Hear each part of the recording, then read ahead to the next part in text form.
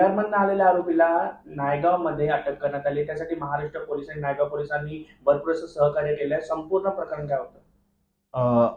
आमच्या DCP madam पौर्णिमा Chougule madam यांना माहिती मिळाली होती की बिहार राज्यातील रोहा पोलीस स्टेशन येथील एक खुनाचा आरोपी हा चिंचोटी कामन परिसरात आला आहे।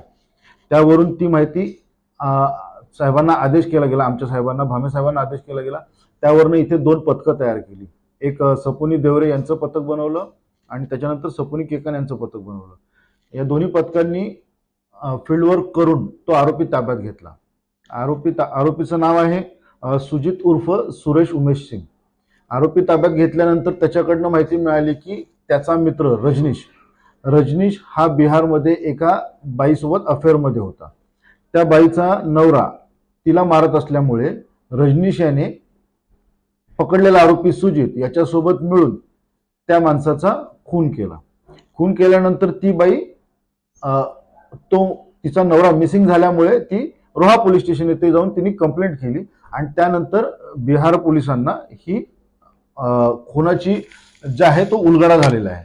तर आपण त्यांच्या माहितीवरनं आणि DCP चौगुले मॅडम, त्याच्यानंतर आमचे ACP बडे मॅडम, आमचे वरिष्ठ पोलीस निरीक्षक भामे साहेब यांच्या मार्गदर्शनाखाली गुन्हे प्रकटीकरण शाखेच्या पथकाने ही कामगिरी केलेली आहे।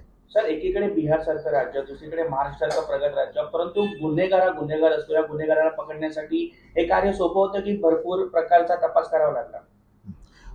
हे कार्य सोपं नव्हतं, कारण की ज्या परिसरात त्याचं लोकेशन होतं तो एक स्लम एरिया आहे आणि त्या स्लम एरियामधनं त्याला शोधून काढणं हे थोडंसं अथक परिश्रम घेऊन आणि मेहनतीने त्याला शोधून काढलेलं आहे। एक शेवटचा प्रश्न असा आहे की तुम्ही उल्लेख केल्याप्रमाणे झोपडपट्टी वाढत चालली आहे, त्यामुळेच अनधिकृत झोपडपट्ट्यांसोबतच गुन्हेगारी सुद्धा वाढत चालली आहे। म्हणून नायगाव पोलीस स्टेशन यापुढे कोणत्या प्रकारे तपास यंत्रणा राबवणार आहे? स्लम एरियामध्ये विषय असा होतो की स्लम एरियामध्ये मायग्रंट्स म्हणजे बाहेरच्या राज्यातनं येऊन राहणारे लोक असतात। याच्यामध्ये कोण आरोपी आहे, कोण जेन्युइन पर्सन आहे हे आपल्याला माहित नसतं। तर माझं सगळ्या स्थानिक नागरिकांना हे आव्हान आहे की तुमच्याकडे राहायला येणारा माणूस, भले तो भाडेकरू असू दे किंवा तुमची प्रॉपर्टी विकत घेणारा असू दे, तर त्याचं हे व्हेरिफिकेशन हे झालं पाहिजे, त्याचं बॅकग्राऊंड हे तपासलं पाहिजे आणि त्याच्याबद्दल काही संशय निर्माण झाला तर जवळच्या पोलीस स्टेशनला संपर्क केला पाहिजे।